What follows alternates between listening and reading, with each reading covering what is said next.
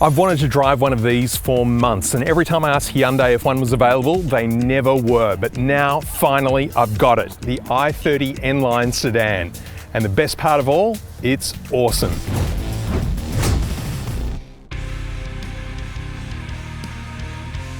With Honda going a little bit boring and conservative for next year's Civic, Hyundai have stepped in and created a truly interesting looking small sedan. But it's fascinating to note that this car is in no way related to the hatchback version of the i30. They're completely different cars. In fact, in every other market around the world, the i30 sedan is called an Elantra. Will it look a little bit dated in a decade's time? Yeah, maybe, but it looks great right now and it turns a lot of heads. The back of the i30 sedan is its by far most eye-catching angle, especially with this LED that runs the whole width of the car. It looks absolutely amazing in the dark. We've got this nice lip spoiler here that's finished in piano black and dual exhausts down the bottom that make a pretty nice noise. Underneath the manual boot, we've got a 474 litre cargo space, which is not quite as big as the one you find in the Civic, but it's still a really good size. Bit of a lip there to lift things over, and there's a space saver spare tyre underneath the floor. First thing my son said to me when he saw this car was he commented on the triangles here on the side, the creases in the sheet metal. It's a really, really good look. The 18-inch alloys with this textured centre nut look fantastic as well. The front of the i30 sedan sits really low to the ground, but I like the contrasting look of the shiny black plastic against the white metal paintwork on this car. It's a great look. The shell-shaped front grille there opens up widely. It's full of geometric shapes and these LED lights swoop all the way back. It's a really strong design. Under the hood sits a tightly packed engine bay with a 1.6 litre four-cylinder turbocharged engine that outputs 150 kilowatts of power and 265 newton meters of torque between 1500 and 4,500 RPM. Being a small car, that makes it a lot of fun to drive. It drives its power through the front wheels via a 7-speed dual-clutch automatic transmission, and combined fuel economy is 6.8 litres per 100 kilometres. The cool look continues inside as well here, with an interior that in no way resembles the one found in the i30 hatchback, and I think it's all the better for it because this is really interesting to look at, and it actually looks better in person than it does on camera or in photos, because this area here with the flat screen on the instrument cluster can look a bit strange side on, but in person it looks much better.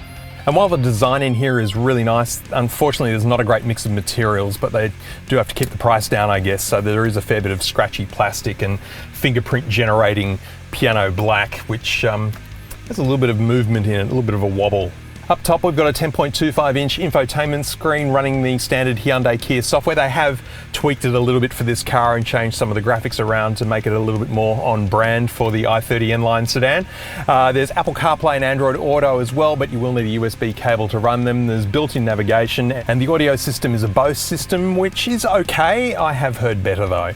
There's also interior ambient lighting, which you can control from this screen as well. Shortcut buttons just underneath that, and then we've got the climate controls. And look, the climate control works fine, but I think this is the one thing in this interior that just looks a little bit old school. It might just be these old LED graphics that they're using, but it just doesn't feel like it quite fits in with the rest of the aesthetic of this car. It just feels like it could do with a bit of an update. We've got some USBs underneath that and a 12-volt outlet plus wireless phone charging underneath that. Plenty of room for your phone down there.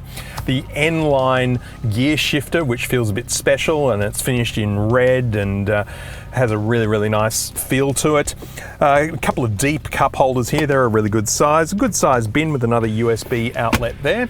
The view out the front is pretty good. You can see right to the front of the bonnet pretty much. Good views out the sides because the sills aren't too high. There's actually a pretty good glass house in here. Good visibility from the rear vision mirror too.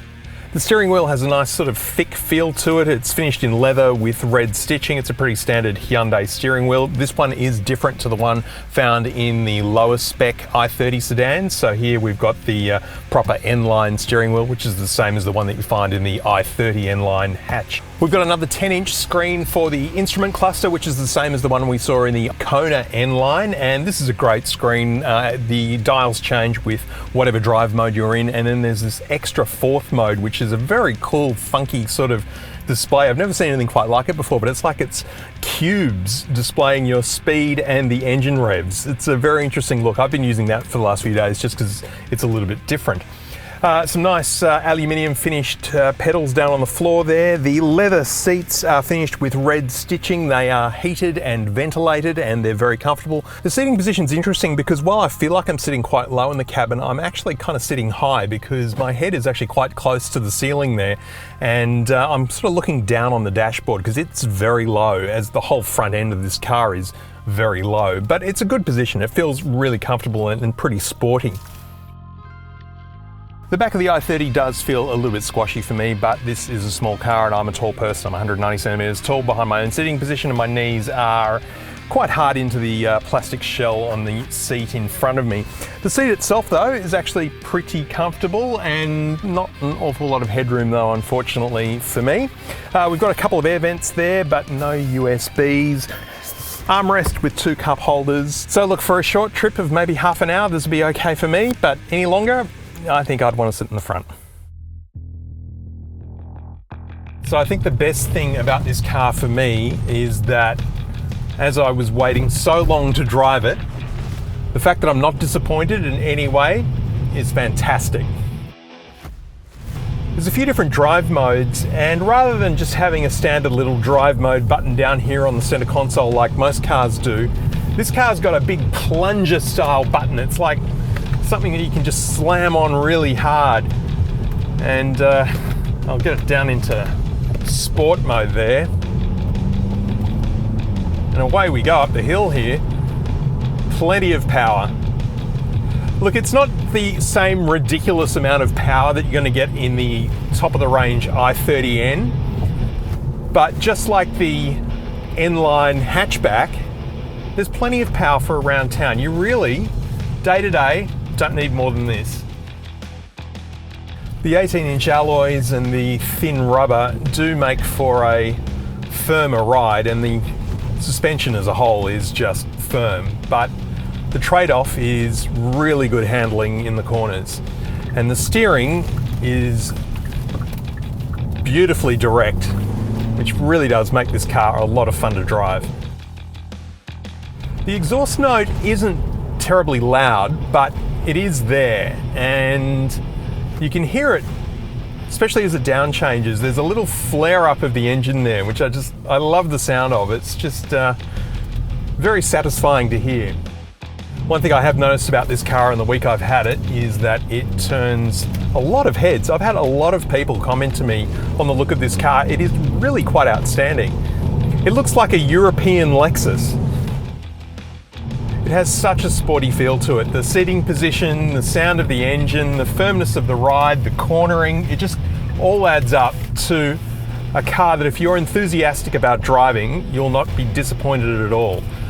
But if you think this is good, well, I can tell you just this week, as I was picking up this car, in fact, Hyundai put out a press release saying they are finally going to release the full-on i30N sedan, which is the equivalent of the i30N hatchback, only it will be in this much cooler looking body style. Sure, it costs several $1,000s more than this one, but if you're an enthusiastic track driver on the weekend, then that could well be the car for you. This 1.6 litre turbocharged 4-cylinder engine just goes. There is just so much go in it. I mean, driving on the freeway, I do not feel underpowered in the least bit. If I need to do an emergency overtake, as I'm doing right now to get out of the way of this huge Kia Carnival that's blocking my view, there's no problem with being able to fly past it. Out of the 3 small warm sedans I've tested lately, the Honda Civic RS, the Kia Cerato GT line, and this, I find it very hard to go past the i30. It is really, really good. The Cerato and the i30 go about their business in a very similar manner. They do drive in a very similar way, but the Honda Civic has recently had a massive price hike, and the styling of the new model just is very bland compared to the model it replaces. And I just find it very hard to recommend. And for $42,000, the i30 N Line Sedan is incredible value, and it's just a great car.